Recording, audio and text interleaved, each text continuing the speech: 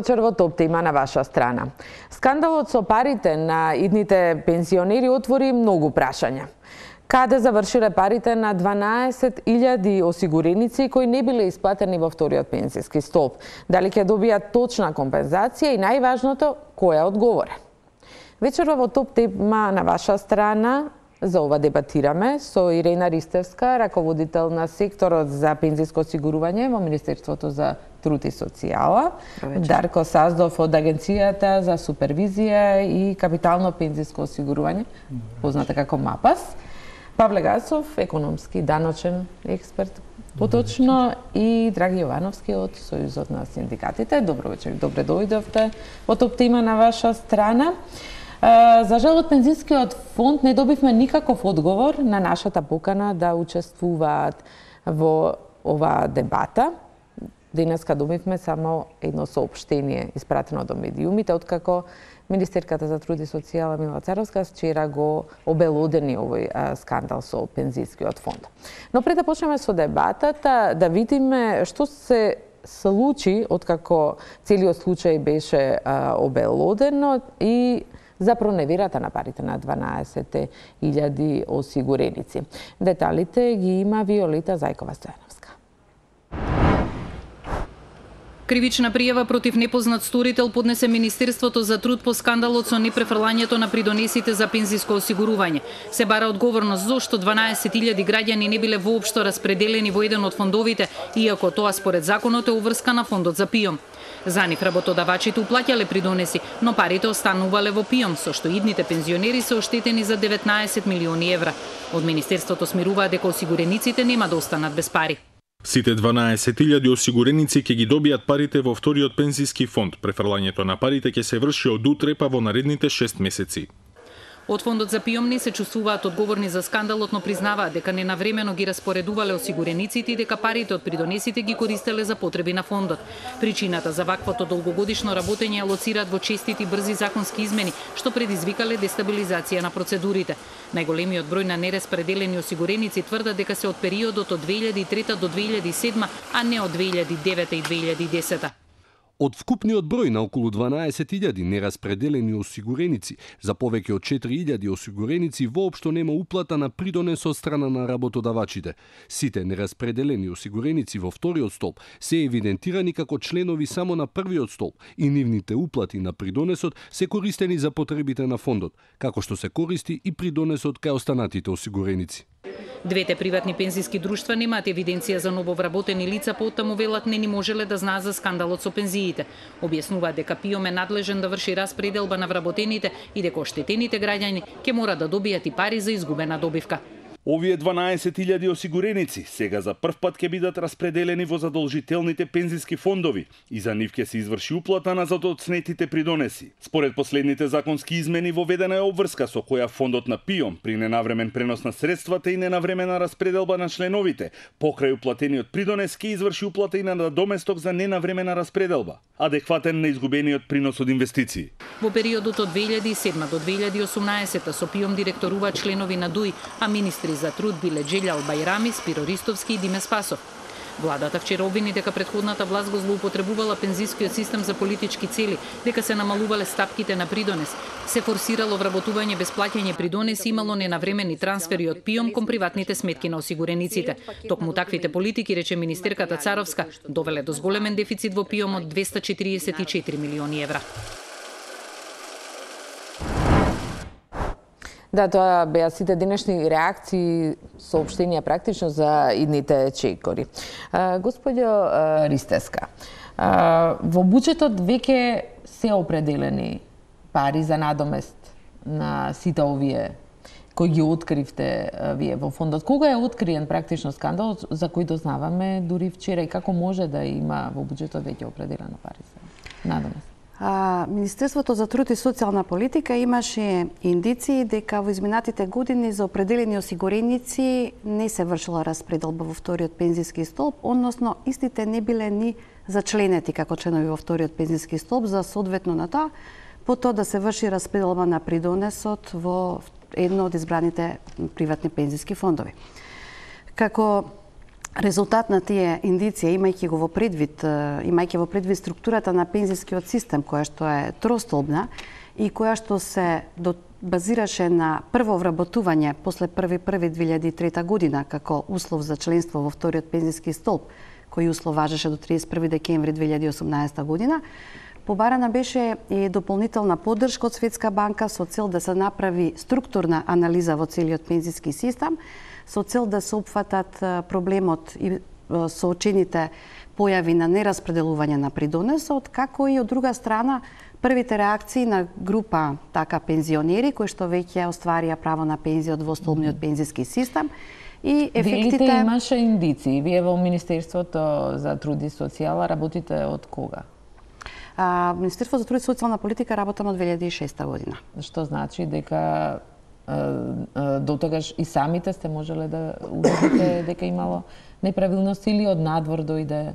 Значи, проблемот со неевидентирање на членовите, нераспределбата на придонесот како воочена појава се појавуваше во изминатиот период, меѓутоа многу е битно дека требаше да се согледа кај секој случај поединечно која е причината за тоа што се јавува, дополнително кај секој случај поединечно за колкава сума на пари станува збор на уплатен придонес и трето е многу важно дали придонесот бил уплатуван редовно од страна на работодавачот или на пример се користели некои мерки за ослободување на плаќање на придонесот или пак осигуреникот бил во кратки периоди распределен, вработен, на пример да речеме на ден, два како краткорочни привремени вработувања, па потоа следел нов вид на договор за вработување и така натака. Значи сите тие појави не се унифицирани, да кажеме, како во една група на осигуреници е истиот проблем, меѓутоа се работи за различна структура внатре.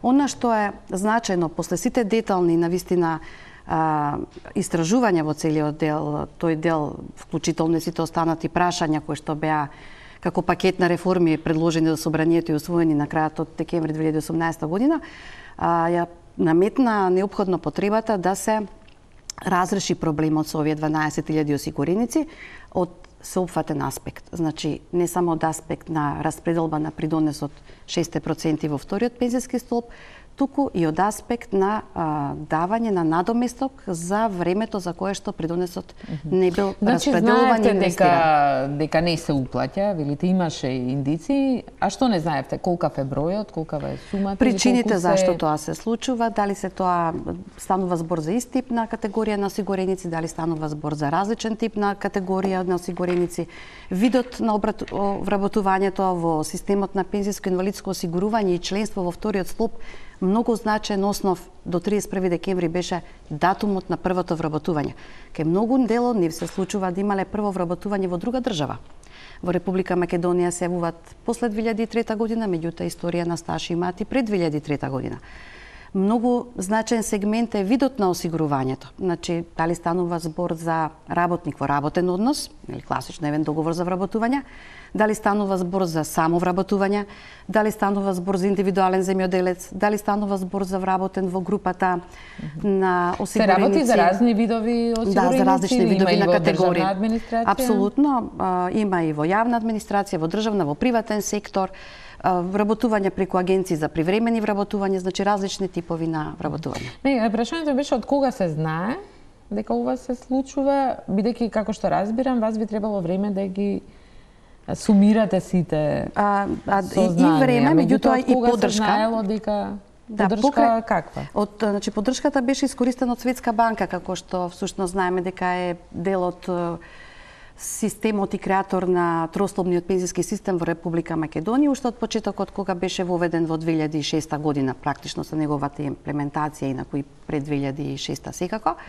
И користејќи ја и нивната техничка поддршка со цел да се направи многу детална анализа, актуарски проекции и точно поединечно за секој случај од овие 12.000 како да се реши проблемот на индивидуална основа. Секако концептот на решение што се понуди, што практично веќе се имплементира, е тоа што сите тие осигуреници од овие 12.000 кои што имале уплата на придонес за пензиско инвалидско осигурување и ги исполнуваат критериумите за членство во вториот столб и по новите воспоставени критериуми од 1.1.2019 година, на нив ќе им биде распределен и придонесот и надоместокот за изгубената инвестирање за минатиот период. До јуни. Дали имаше политичка волја порано ова да се расчисти? Не сте го откриле сега или ниту минатата година? Траело 10 години. Значи, дали вам сега беше не би сакала да во... кажувам дали е периодот од 10 години или пократок. Значи, за тоа ќе си утврдат органите што се надлежни за таа работа. Министерството за труд и социјална политика во 2017 година можна посветено работеше на делот и проблемите во пензискиот систем, имајќи во предвид дека и беше запознаена јавноста дека се формираше совет за реформи во пензискиот систем, составен од повеќе министри, директори на институции, на приватни пензиски друштва. Понатаму, владата на Република Македонија формираше едно работно тело со високи обврски, големи надлежности да ја спроведе целокупната пензиска реформа. Тоа се случуваше во текот на целата 2018 година и ние навистина посветено работевме и доста системски за да ги решиме повеќето од проблемите и предизвици со кои што се соочи пензискиот систем од имплементација на реформата. Но за самиот случај сте имали индици, сте знаеле, меѓутоа не бил вака детално образложен како што и претходно напоменав, значи во системот за целосно согледување на детална состојба без да се избрзува и да се носат избрзани решенија, а во насока на заштита на интересите на членовите на вториот пензиски столб и воопшто на било кој осигуреник, потребно беше навистина многу детална анализа, фокусирана на секој случај поединечно. Кога зборувам на секој случај поединечно, не станува збор само на овие 12.000 осигуреници. Сакам да потенцирам дека со пензиската реформа што се воспостави сега од 1.1.2019 година, која што е во тек, се разрешуваат проблеми на категорија на повозрастни граѓани, категорија на различни типови на осигуреници во полиција, одбрана, категорија за на реформите стаж, ќе зборуваме малку подосна во топ тема. Господине Сасов, сите очи се денеска свртени кон вас, кон МАПАС, кон Агенцијата за супервизија. Како вие не го уочивте овој скандал, како што ние новинарите го нарекуваме, и навистина е скандал 12.019 милиони евра. Како може агенцијата да не го открие? Па вака се, значи агенцијата врши супервизија и регулатива на приватните пензиски фондови и на членовите кои се влезени во вториот и третиот пензиски столб. Токму тие кои во моментот... Так, ама овој процес е поделен на два дела. За членување во вториот и третиот пензиски столб и управување на средствата на пензискиот фонд. МАПАС води регистар на членови. Тој процес на зачленување оди преку неколку институции кои се во рамките на системот. Пристапот на бруто плата значи дека работодавачот преку МПИНот уплаќа преку УЈП средства од плата, а зачленувањето иде преку АВРМ. Двете информации кои ќе се спојат кај фондот на ПИОМ, кои се распределуваат, дел код која ќе се детектираат, таму им е дадена можности на фондот на ПИОМ да ги детектира одреден период, врши распределба на членовите во вториот пензиски столб.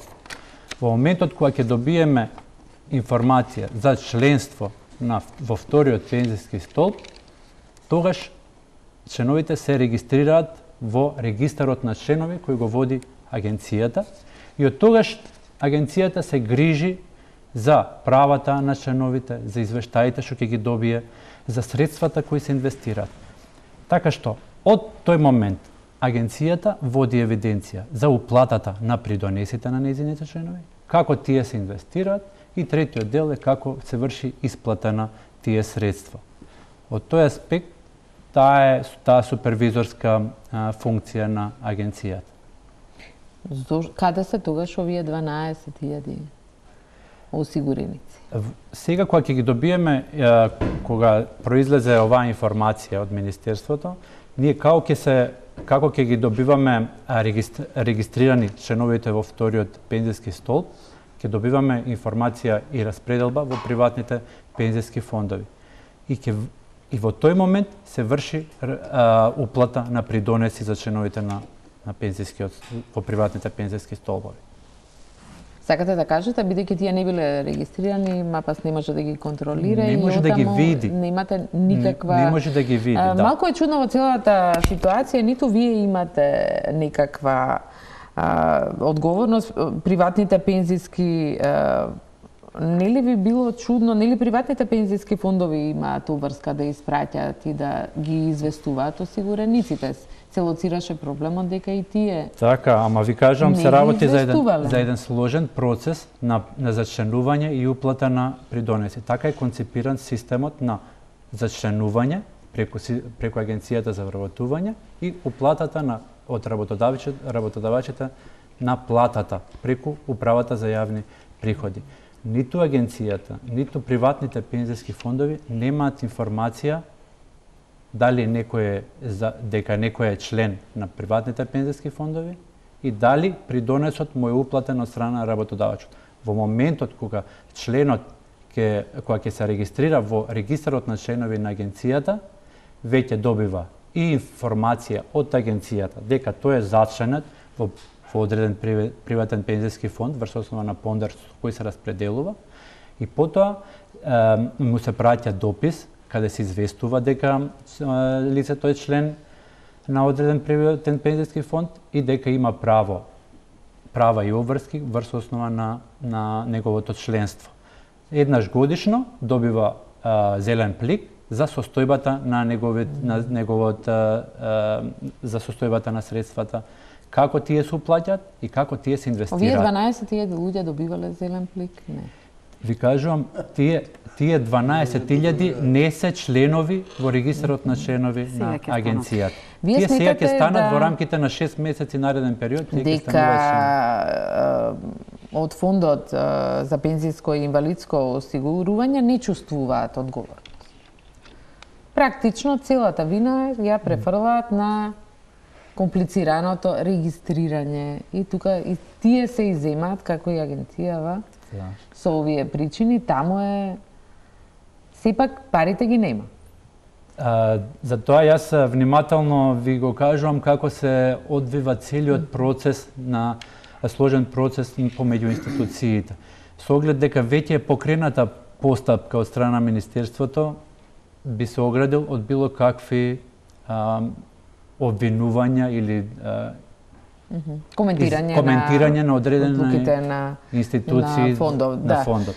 Господине Гацов, како вам се во ова ви изгледа? Излегува една мрежа од институции кои не се многу поврзани меѓу себе и како парите да се изгубиле во тука некаде во таа мрежа или во ветар или... Па мене ми изгледа прилично чудно. Зошто? Ако беше ова случај со приватна компанија, уште ова ноќ имаше апсења, сигурно. Меѓутоа е да кажеме дека сега е откриена основна аферата, меѓутоа што биле позиционирани 19 милиона во буџетот, ова се знаело барем во текот на 2018 година. Две-три работи сакам само да споменам, може колегите ќе ми исправат, бидејќи процедурата и постапките не ги знам до крај. Предпоставам дека во фондот за ПИО постоел интерен ревизор, служба за интерна ревизија. Постоеле процедури и постапки. Забележувам од колегата од МАПАС дека немаат информација колку е уплатен придонес преку МПИНот. Тоа е недостаток на системот. Ако вакви работи не се случуваат, значи дека тие мора да имаат веќе информација уште во МПИНот колку да очекуваат средства и на таков начин ќе го контролираат фондот дали до крајот на месец, односно во предвидениот рок со законот ќе им бидат уплатени. Уште од утре треба да се работи на промена на тој систем, очигледно Стариов не ги задоволува потребите. Трета работа, не може да исчезнат пари. Значи ќе се тргне потрагите на сметките, ќе ги најдеме парите. Четврта работа, забележувам дека користиме од вас посебно, веројатно фигуративно, дека се оштетени 12.000 потенцијални пензионери. Не се оштетени, ниту ќе бидат. Значи ќе ги надомести државата од буџетот, а ќе бидат оштетени сите граѓани на Република Македонија. Ние ќе бидеме, сите повторно... Значи ова да го поместиме чекор наназад кон буџетот.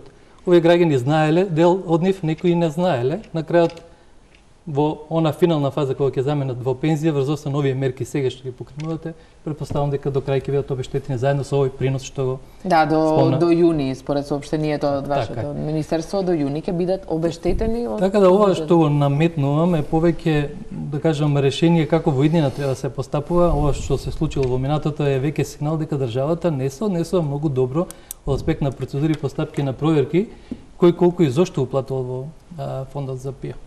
Од фондот за ПИО па понатаму да трансферира до приватните фондови. Се сеќавам пред неколку години имаше известна дискусија на оваа тема, ова индици, значи и во јавноста веќе се зборува овие работи. Значи некој пушташе информации дека се случуваат такви работи во фондот за ПИО. И сега, ако стартувате, вие не, тоа уште повеќе ме чуди, можеби МАПАС или еве Министерството за труд да влезете внатре прво вие иницијално сами да иницирате постапки и процедури за проверка, потоа јавното обвинителство.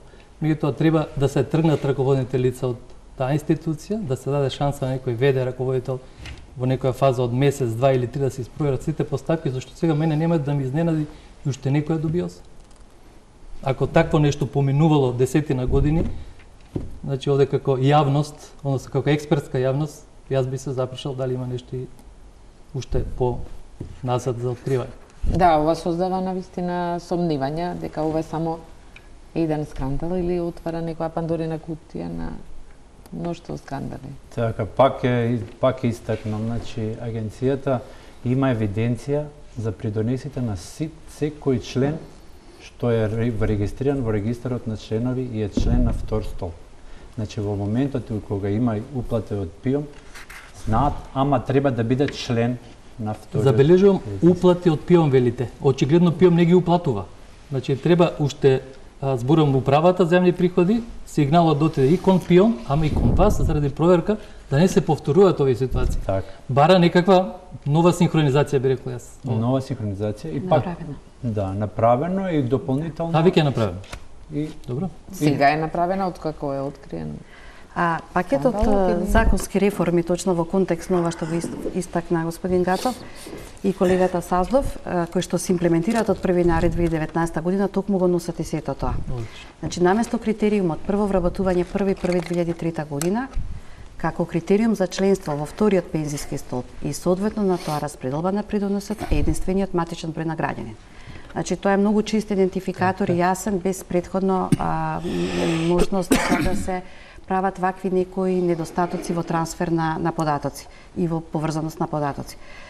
Тоа е првата работа што се направи, таа веќе функционира од 1 јануари 2019 година, значи новите членови веќе се само по основ на возраст, тоа значи лица помлади од 40 години и по единствен матичен број, значи датум на раѓање.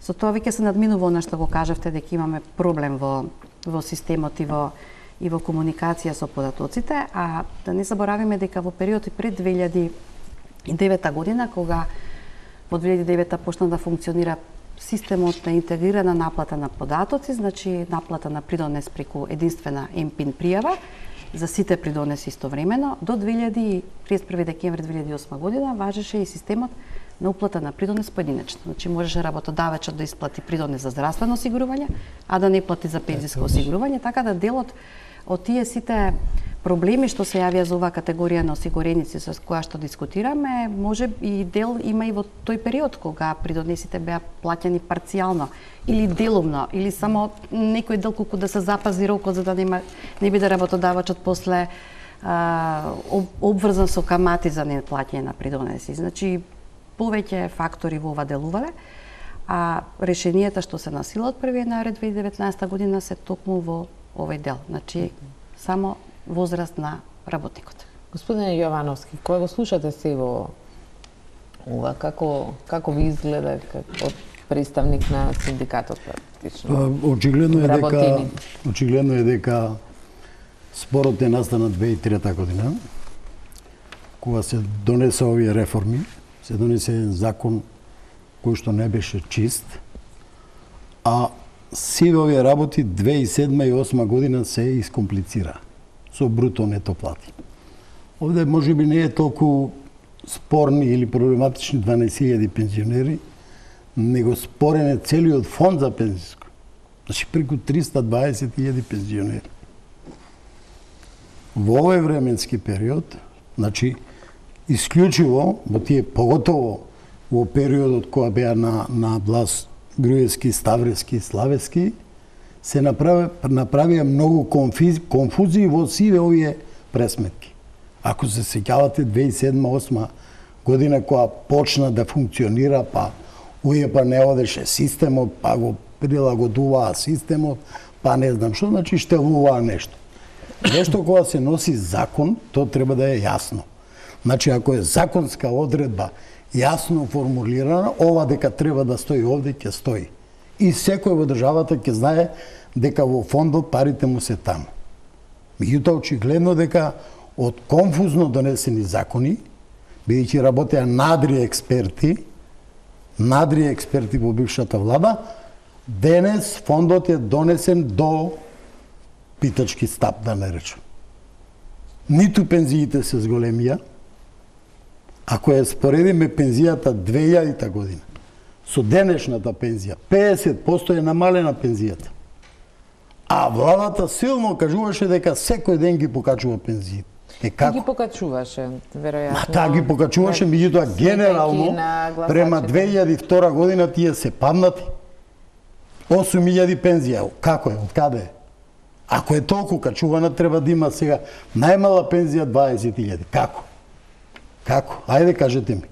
Значи, самите законски прописи кои беа донесени и помост на агенцијата, како за 11 години никој во претходната власт не кажа, чекајте, ова не оди вака, мора да се евидентираат. Па имаме ние 600.000 вработени. Со еден клик ќе ги видиш сите кој кај плаќа, шо плаќа, како не функционира. Значи, веројатно, законот не го напишал тоа. И сега секој си даваше тогаш, за новороденче, ајде ќе дадиме. За ова не знам шо. Едноставно, значи, не се почитуваше законот, него си се почитуваше желбата и потребата на некого. И од тие причини, ево, дошто е дојдено. Значи, мора да го пречистиме сето тоа и да се спаси фондот од пропаѓање. Целиот фонд говорам јас. Да, дупката се уште голема. Господјо Ристевска, од ПИОМ во соопштението денешно од Фондот за пензиско и инвалидско има една разлика. Тие велат дека не се работи за 12.000 осигуреници, за 4.000 помалку. Како овие разлики во бројките, од каде се? Не станува спор за разлики. 12.000 е бројката на лица кои што треба да бидат членови во вториот пензиски столб и според новиот критериум на датум на раѓање. Значи, покрај да ги земаме во предвид стариот критериум, прво вработување 1.1.2003, но и според новиот критериум, значи помлади од 40 години возраст на денот на прво вработување. Но околу 1/3 од вкупниот број на овие 12.000 немаат воопшто уплатен придонес од страна на работодавачот. Во моментот кога се сега предмет на распределба во вториот пензиски столб. На тие 4.000 од овие 12.000. Да, но тоа не значи дека утре нема да има дел од нив веќе уплата на придонес. Некои работодавачи го плаќаат со задоцнување, некои се во судска постапка, кај некој има промена на работодавач, па претходниот не платил, кај следниот работодавач нема таков проблем. Така што структурата на сите 12.000 како од вкупниот број за 1/3 во моментот нема платен придонес од страна на работодавачот. Да, но вие во соопштението велите сите ќе бидат обештетени? Соодветно и на тие што не и платиле? Не, само на тие што е платен придонес за пензиско инвалидско осигурување. Бидејќи велите на сите 12.000. Да, затоа што таа бројка е секако променлива. Например, ако денеска се врши трансферот од страна на ПИОМ према двете пензиски друштва во делот на распределба на овие членови потенцијални, и кај некој може да стои состојба дека нема воопшто платен придонес од страна на работодавачот, веќе наредниот ден состојбата е сменета. Работодавачот го платил придонесот и каматата која што следува се. Да, и уште еден момент во ова нивно соопштение на ПИОМ вели дека сите нераспределени осигуреници се евидентирани како осигуреници членови само на првиот столб и нивните уплати на придонесот се користени за потребите на фондот. Да. Значи има какви се тие потреби на фондот. Еве немаме тука представник, веројатно. Потребите на фондот се следни. Фондот на пензиско инвалидско осигурување Македонија е првиот пензиски столб или систем на генерацијска солидарност. Значи сегашните уплати на придонес за пензиско инвалидско осигурување се користат за сегашните пензионери за исплата на пензии. Значи како се исплаќаат придонесите, се врши исплата на Каде месечна завршиле пензија. тогаш овие Средствата од ПИОМ 19 милиони евра? Средствата по основ на плаќање на придонес за пензиско инвалидско осигурување за членовите само во првиот пензиски столб, како и тие членови што се во двата столба, а што плаќаат 12% во првиот пензиски столб, односно во ПИОМ, и 6% во вториот, сите средства што се во првиот пензиски столб се користат исклучиво за исплата на тековните пензии. Што значи дека сегашната исплата на придонес денес се користи за исплата на пензија што ќе биде на почетокот на февруари. Да разјасниме вака на гледачите, тоа значи дека сите 19 милиони отишле во првиот и биле исплатени за на тековна пензија. исплата. Тоа значи дека сите зголемување на пензиите, имаше и објаснување дека се зголемуваа пензиите пред избори непосредно. Били искористени за зголемување на пензиите? Дали е тоа утврдено или се искористувале за тековна исплата на пензиите, значи на таа група и категорија пензионери што имале статус на пензионери во тој период и према пресметаниот износ на пензија на секој пензионер. Дали агенцијата сепак имала некакви ингеренции? Вие се оградивте фино, не биле пријавени, не биле евидентирани, но дури и да сте забележале, не би можеле да... За жал, таков е одговорот, ама би дополнил, стварно се работи за различни индивидуални случаи кои фондот на ПИОМ мора поединечно да ги разгледува. Ова што ги речи, што ги спомна колешката, а и ние веќе имаме членови редовно, секој случај е поединечен сам за себе, започнувајќи од работодавачот до неговите средства. Имаме најразлична износи на уплати на придонеси, различна фреквенција на уплати на придонеси. Веројатно и фондот на ПИОМ за секој поединечно мора да ги разгледа и да констатира дека одреден осигуреник дали треба да остане во првиот столб или треба да се распредели во втор столб. Законот му овозможува одреден период тоа да го направи и да одлучи и да констатира дали ќе остане во првиот столб или ќе го распредели во втор столб. Така што стварно се работи за најразлични случаи кај што фондот на ПИОМ веројатно му било потребно да ги детектира и констатира тие. Но не ги детектирал, току ги користел парите. Не, ја мислам дека регрутирањето за таа работа е завршена многу одамна. Значи не може сега да одам во вториот фонд и било кој. Тоа беше дадена можност само за оние кои што беа после 2003 година, ако имаат над 15-20 години, дека може да бираат или вамо или тамо. А потоа беше сега веќе е завршена утакмицата, значи не може никој мора да оди во тој фонд, бидејќи ќе треба тој фонд да се полни. Значи се поставува едно крупно прашање. Ако сите отидат во овој фонд вториот и плаќаат, што станува, кој ќе ги финансира кој ќе ги финансира идниве пензионери, а во овој фонд не ќе имат приливи. Значи тоа се големи дубиози.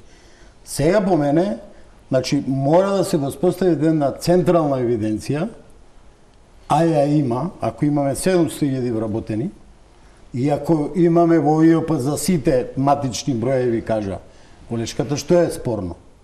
Значи, спорно било, тие што раководеле овие претходни 11 години, никој не гледал ништо и не сакал да го покрени никаква одговорност против никого.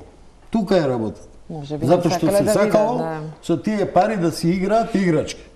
И си играле, си правеле споменици, си правеле не знам шо и така натака. Вие кажувате за индивидуално. Ако еден двајца не е проблем, ево и за еден двајца да нема, ќе ги плати државата. Ама овде 19 милиона евра, пари се тоа, 12.000 луѓе, 12 се откриени. Дали вие имавте индици дека не се регистрираат? Меѓутоа, како агенција не можете да... Не, во одредени случаи имавме поплаки од член кој ќе констатира дека редовно е вработен, а нема добивано зелен плик. Се обраќа до агенцијата со поплака. Колку имаше такви поплаки, дали беше често? Па имаше не многу голем број, али секој поединечно се решаваше. Се испраќаше допис до фондот на ПИОМ, се констатираше дека се добиваше информација дека тој е вработен и дека има осигурување и се распределуваше секој поединечен случај и за него се уплаќаа средствата во приватните пензиски фондови. Така што сепак ние како агенција сметавме дека овие се поединечни случаи, како што кажа господин, и така ги решававме случај по случај. Не можевме да констатираме дека ова е голема појава на големи износи на членови кои требале да бидат членови во нашите пензиски фондови, а не биле. Колку пати се оштетени? Колку пати сте откриле дека се оштетени?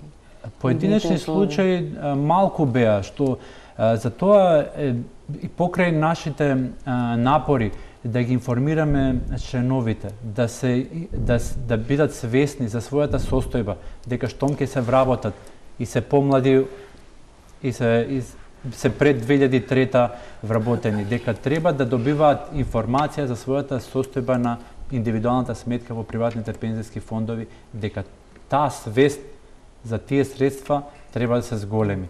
Само преку таквото информирање луѓето ќе ги следат и ќе ја знаат таа состојба на нивната индивидуална сметка. А реагиравте кога фондовите не ги уплатува? Имаше и такви случаи? При донесите? Да. Реагиравме нормално за секој поединечен случај, штом ќе добиеме информација или поплака од член, информиравме. Бидејќи имаше и такви афери.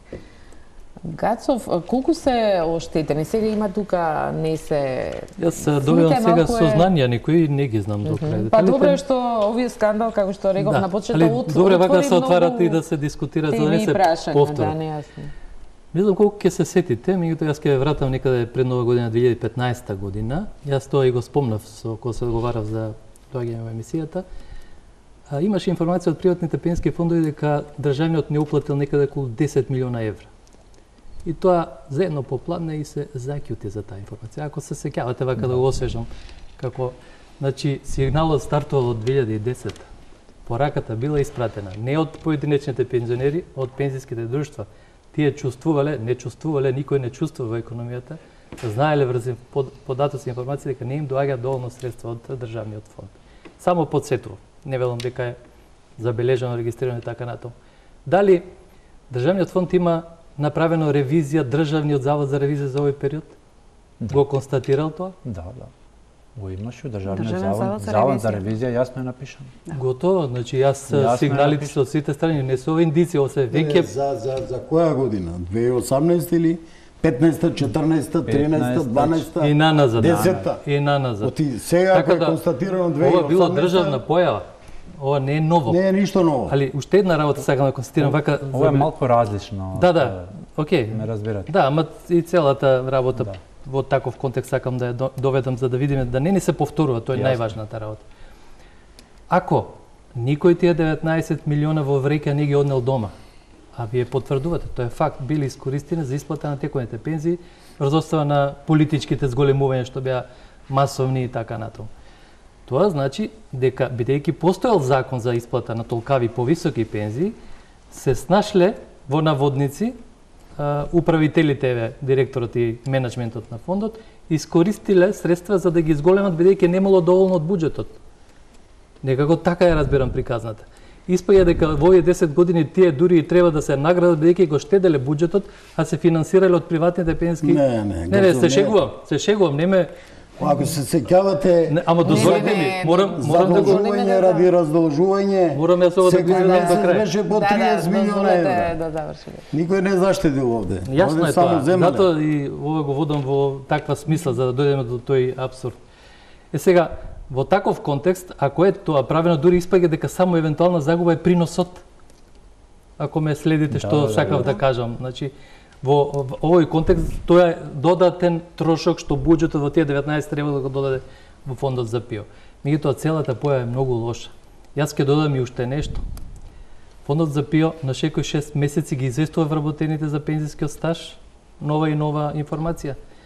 Можам да ви потврдам врз основа на моите вработени во мојата компанија дека од година во година се разликува. Обично фали некоја година, пак ја додадат, па пак нема. Ме се ова сомнеш дека системите не се функционални до крај. Втора работа на мене лично, може злоупотребувам емисијата, одеднаш ми бара да доставам М4 за 90 и некоја година. А било уредно платено, своевремено со добил информација дека ми е во пензиската основица, одеднаш сега доставите и јас кога велам, па вие побарете, не ти да не доставиш. Имам чувство дека овој фонд е залутан во систем. Му треба исправки да го подчукнете од леви од десно, вие како регулатор, се разбира над вас Министерството за труд, да не вратите во вербата на фондот. Да, пред секое пензионирање, и мои колеги, познаници, сите имаат некаков проблем со докажување. Може би треба да се врати она да проверуваме. Не само стажот.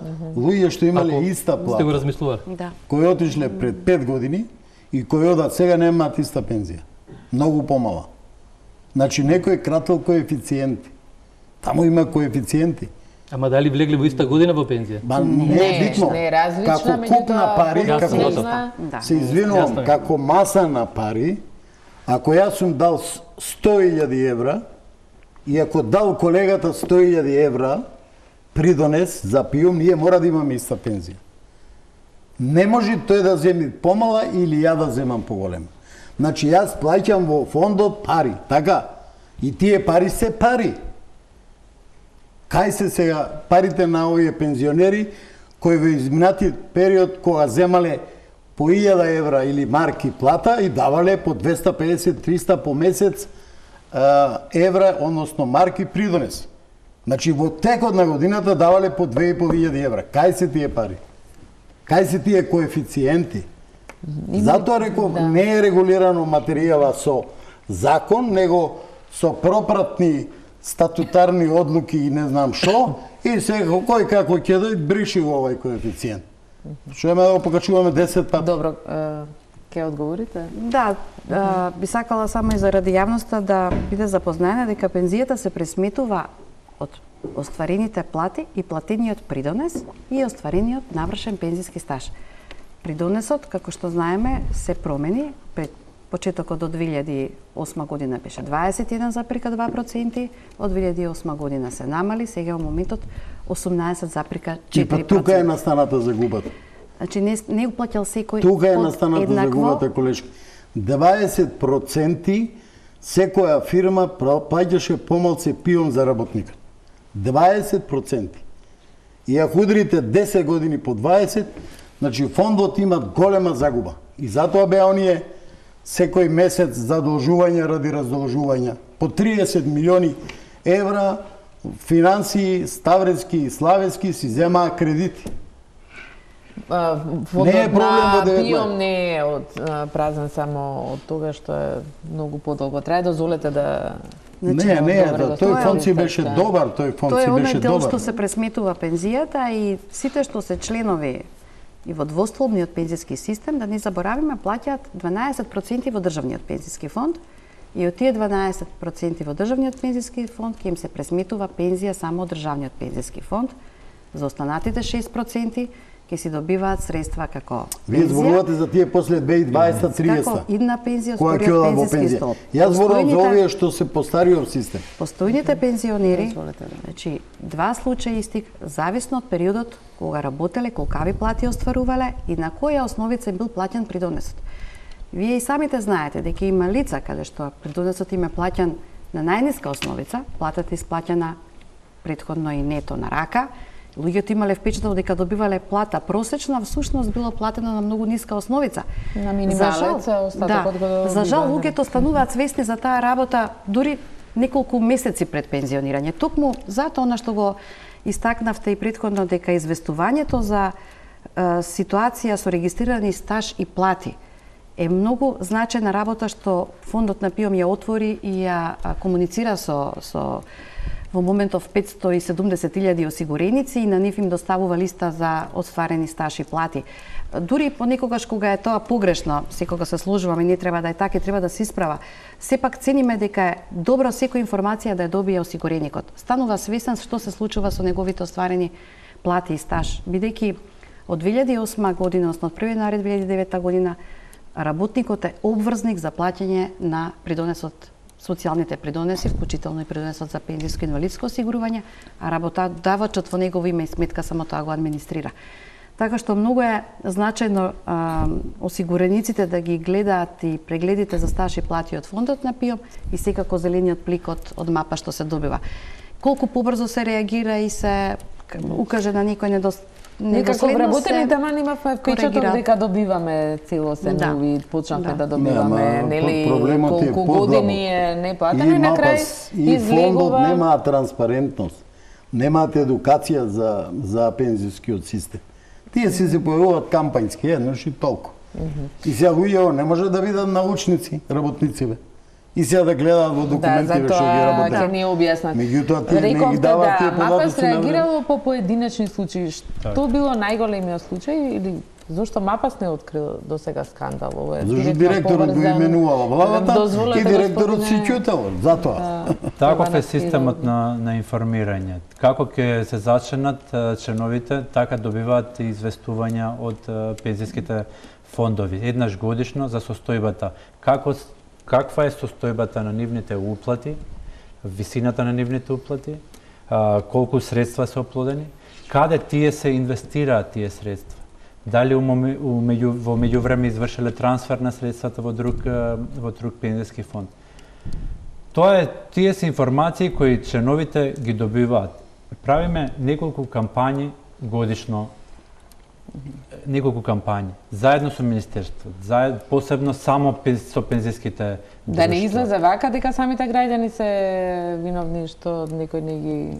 Преку тие кампањи подигаме свесноста. Не посочувам никого виновник, него мора кај секого да се подигне свесноста за така е конципиран системот на капитално финансирано пензиско осигурување. Сосема различен од тековното финансирање. Капиталното финансирано пензиско осигурување е дека членот има своја индивидуална сметка. Тоа е потполно исто штедење како што го има во секоја друг вид на штедење, како во банка. Свесноста за тие пари кај секој поединечно, за секоја уплата на придонес од својата плата. Сметате ли да се вратиме на скандал дека точно е пресметано колку треба да добијат, бидејќи добивме некои генерални бројки, 12.019 милиони, дали како точно ќе се пресметува? Многу години се во прашање. Така, направени се. Цела деценија, плюс се работи за пари од втор фонд, што можеле самите, да кажете, да биле инвестирани, меѓутоа не биле затоа што воопшто не влегувале. Како ќе се пресмета? Јасно ќе се пресмета врз основа на информациите што ќе ги добиеме од фондот на ПИОМ. Кога тие стануваат членови и за секоја поединечна уплата, кога е извршена датумот на уплата. Врз основа на актуарски пресметки се земаат у предвид уплатите,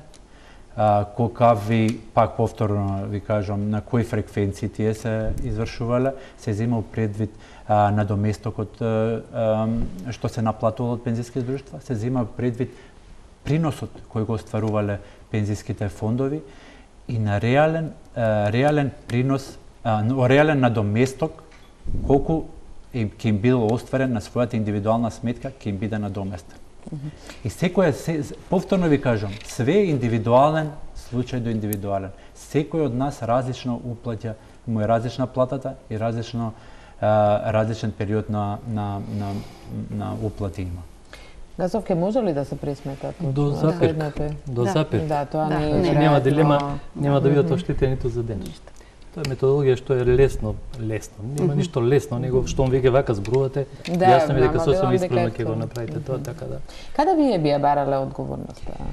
Па, јас мислам дека во политиката е одговорноста, да не се замајуваме, меѓутоа треба да се бара во системско поставување на работите, она што го велам уште во стартот да се знае дека тој придонес приватните пензиски фондови и нивниот представник во наводници, односно регулатор, да го знае тоа дека треба да очекува таков принос, меѓутоа ако одам уште подлабоко и на мој терен на кој доведам работата, фали една промена во системот на евидентирање. Значи тука пресметковниот систем недостасува.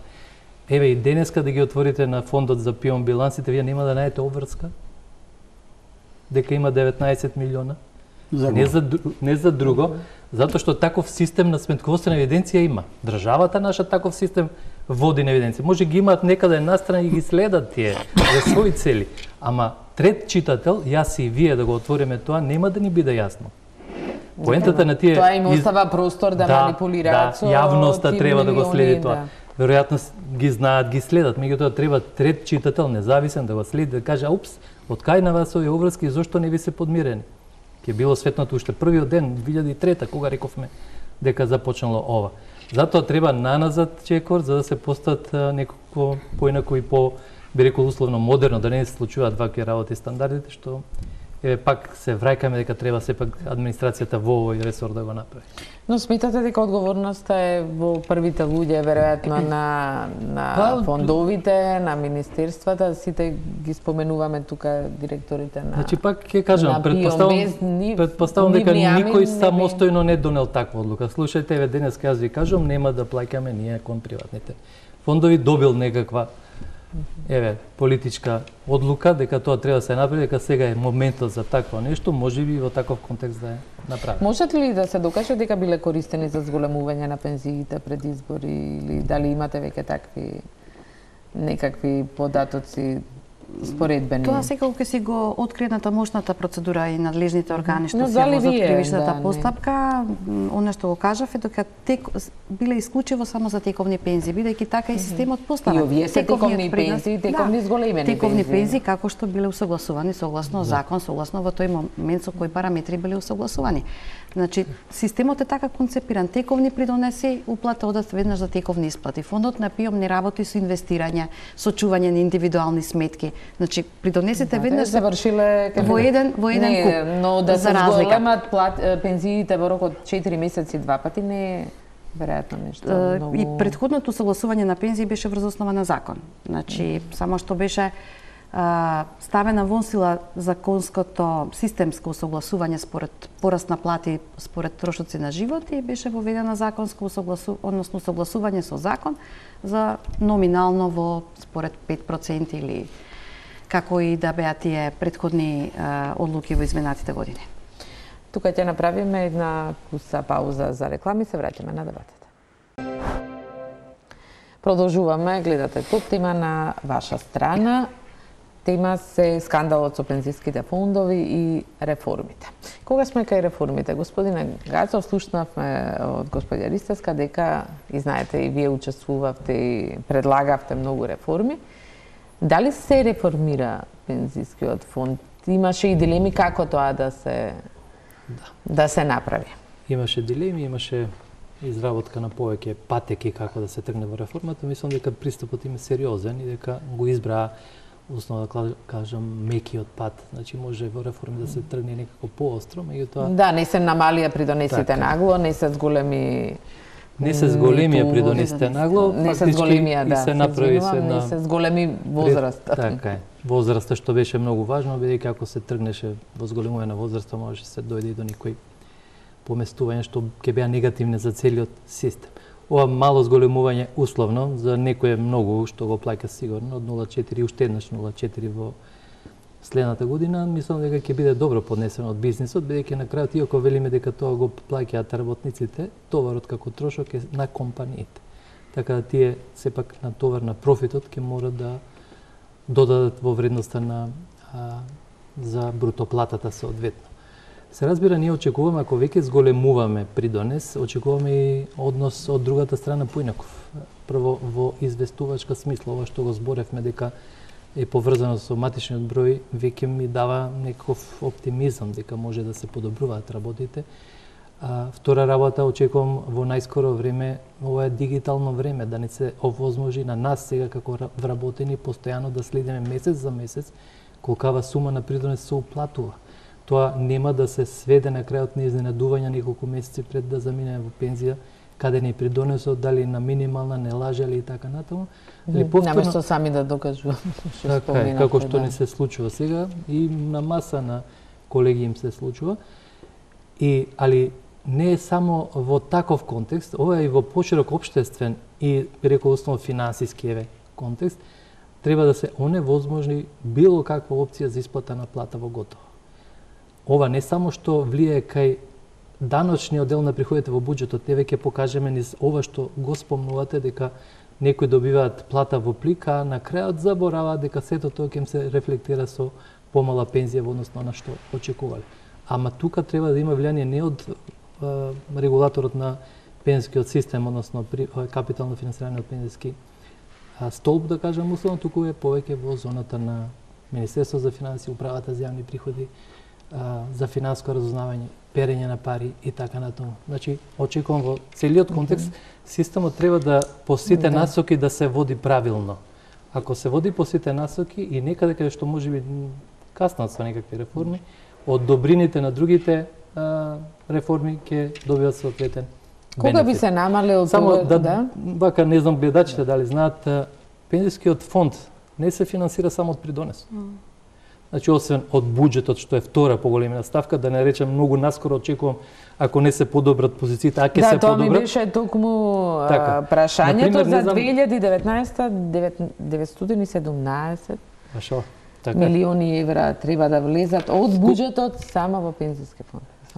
Сакам да кажам дека Ако продолжи милиарда, да. Извор, не, мислам дека е вкупниот износ, исправете ме. Да, Вкупниот износ е половина, околу 45% е од буџетот. Од прилика 43-40. Еве 500 половина 50-50. милион.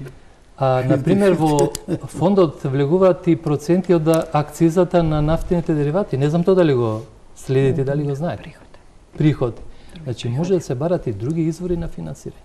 Ние во нашите, се зборувам за нашиот предлог реформа, симулации да, неколку дури сугериравме известна опција да падне освен на вработениот, како што е сега концепирано, и еден мал незначен дел на товар на работодавачот, што може да се размислува во некоја наредна фаза за некоја година и тоа да се инкорпорира како. Но нели тоа секогаш резултира па со намалување на платите? Значи секој Не мора да значи, барем досега секој зголемо и вакво барање наместо како што тргнала работата и нема вработени, мислам дека тоа треба да го заборават работодавачите, да им ги намалуваат платите на вработените, нема кој да работи веќе за нив. Јас сум овде и во улога на работодавач. Значи доаѓа време кога тешко ќе наоѓете добри работници, Да, не сте единствен што ова го посочува како. Така да и во таков контекст мислам дека и од таа страна ќе биде затворена таа опција дека ќе им ги намалиме платите, да го превалиме товарот за да го заштитиме профитот. Господин Јовановски, како да се намали буџетот да го финансира пензискиот фонд? Мораме на гледачите да им дадиме јасна слика. Значи, нив не ги интересира бруто, нето, ова, она. Едноставно, имаме 300.000 пензионери и за нив да се подели пензија треба 60 милиони евра месечно. 30 милиони се збират од придонесиве, а 30 милиони секој месец се заборчува фондот. Се заборчува. А раздолжување ради задолжување од Груевски е тоа значи. И сега тој го воспостави тоа од 2000 и која тамо 7-8 бруто нето деме ке растат платите и порасна, Кобајагија ништо не порасна. Затоа што тогаш наместо да влезе храна и превоз, на 400.000 работници не влезе. Не се пресмета. Ниеден работодавач не ќеше да чуе да ја пресмета плюс храната и превозот од 100 евра. Па државни институции некој. Зошто кога не мора тоа? Па нормално. И сега таа дубиоза не може ни Бог да ја оправи. Како може да се оправи? Ако е сега 18% пиомот, така? 17 Груево го предвиде, ако го сипнеше на 17, ичне ќе им земаа пензија. Треба да отиде на 21, тоа да го плаќаат работниците. Да, но меѓутоа беа задоволени барањата на пензионерите за покачување. Тој од пензионерска не знае што кажува. 11 години не бараше позголемување на пензијата, сега му текнало да кажуваат. Бидејќи се зголемува. Ама како се зголемува веќе 11 години не е покачена пензијата. Вчера го слушав на интервју. И 5% да се стаи на терен на работодавачи. Така е сегде во Запад. Значи плаќаат и работниците и нова ставка, за да се врати во форма фондов. Иначе нова власт само ќе се задолжува, затоа што тој тренд го наметна Груевски, Ставровски и Славенски. Тие беа тројката кои што ја водеа државата околу финанси. Пред да дојдат на власт имаше долг во фондот? Немаше толку. Тој може немаше толку. Значи тој фонд постоеше 50 години. Не, дали имаше? Немаше, не имаше многу малце. Меѓутоа овие кога дојдоа со намалување 20%, знаете што значи тоа 27 на 17 на 18, тоа значи 20% помалку плаќа сите работодавачи. Сите работодавачи во Македонија 20%. Па за една година тоа е една пензија, за 10 години 10 пензии, значи 10 пензии колку пари се? Да, добро, ама така да, значи мора да дојде до по мене крупна реформа и мора да се признае во држава кој го направил тоа. Тоа е да си одговара. Затоа што имало тоаш министри, имало во собрание комисии, имало председатели на ова, председатели на она и така натака. Затоа што на крајот, пазете, првата пензија е околу 2030 година. 32-ра? Да. 32-ра. Значи, питање кога е? Што ќе биде кога ќе дојдат за да ја исплатуваат, а немаат пари? А таква случка имаше во Чиле. Пазите, значи уште колку треба 12 години, од 14 години може да се распадне тој фонд. Дали ќе се распадне? Дали ќе се распадне, кој гарантира? Мора државата да гарантира за тоа. Гарантира државата. Добро. Што и кога ќе почувствуваат граѓаните од реформите што ги кажате? Пензиските реформи не се краткорочни. Тоа не биле ни претходно и да. Значи, она што се направи со интервенција во сегашниот систем и со овие консолидација од 1 јануари 2019 година, веќе се ефектуираат нивните пензионери. Значи, она што се направи со промена на критериума за членување во вториот пензиски столб како возраста на осигуреникот, што е многу битно, дел од нив ќе се вратат само во првиот пензиски столб како поповолна можност за пресметка на пензијата, остварување право на пензија. Значи, да не заборавиме, прво вработување 2003 година можеше да се случи кај повозрастна категорија на луѓе, вработени на 55, имавме случаи кои што се на 70 години. По собствен избор или видите не, како системот ќе се ги враќа задолжително назад, бидејќи задолжителни биле членови во вториот пензиски столб. Тие не избрале доброволно да бидат членови. Системот бил така поставен да ги вклучува во двостолбниот пензиски систем, автоматски се враќаат назад. Право на избор ќе имаат оние осигуреници и членови кои што сами избрале доброволно да бидат членови во двостолбниот пензиски систем. Тие ќе имаат време до 30 септември 2019 година да одлучат дали ќе останат во системот двостолбниот или ќе се вратат назад со потпишување на соодветна изјава и законски дефинирана процедура доколку се одлучат за останување или за враќање назад. Тоа е она прво значајно што се направи со законските измени и секако ние како Министерство во соработка со МАПАС, Фондот на ПИОМ и двете пензиски друштва ги согледуваме тековно состојбите во целите случаи. Дали ќе биде направена единствен регистар на осигуреници? Тоа е она што ПИОМ го посочува, господинот Сазов исто така кажа дека тука... Да, значи проблемот е, да кажеме, едноставно, кога вие имате повеќе институции со евиденција на вработување. Да кажеме, Агенција за вработување има евиденција на вработувањата, Фондот на ПИОМ има евиденција на вработување, дополнително со критериуми, должина на стаж, часови на работа, боледување, остварени плати, дали има бенефициран стаж, работни места, скратено работно време, значи сет на информации кои што таа институција ги располага. Управата за јавни приходи има сет на податоци поврзани со уплатата на придонесот. Фондот за здравствено осигурување има сет на податоци поврзани со правата од здравствено осигурување, боледување, привремена спреченост од работа, мајчинство и така натака. Добро, не може тоа и сите тие да се поврзат. Сите тие ќе бидат, она што анализата го покаже преку Светска банка, неопходна потреба од дефинирање и формирање на еден единствен регистар. Тоа значи на еден систем во кој што податоците ќе влегуваат за едно лице и секоја промена преку тој систем во исто време ќе се рефлектира кај сите институции, а соодветно ќе ги прибира институцијата во обем на кој што е потребен. Кога тоа би можело да се направи? Ние започнуваме веќе, скоро ги добивме позитивните сигнали од Светска банка дека се одобрени овие проекти, дека многу скоро нивниот тим ќе влезе со своји експерти за да ги дефинираат и деловните процеси и секако многу не помалку значаен, дури најзначаен сегмент е софтверското решавање на целиот овој систем и би требало во 2020 година да биде во функција. Веќе до година да имаме тоа значи, како да кажам, тоа ќе значи следење во текот на 2020 поврзано со секако дефинирана на законска регулатива, бидејќи нели сите овие институции имаат свои бази на податоци кои што треба да бидат компатибилни во тој единствен регистар. А што се прави да фондот конечно да стане одржлив? Еве слушнавме некоја година за 2 децени. Да, она што се направи е тоа што се зголемија стапките на придонес, 18,4 2019, 18,8 2020. Второ се бидејќи вака направи... изгледа како дупло да плаќаме, нели? Плаќаме и за пензиско, плаќаме и за дупките во пензискиот фонд. Може и 3 кратно така, преку буџетот. Трансферот е преку... кратно плаќаме сите ние што сме вработени.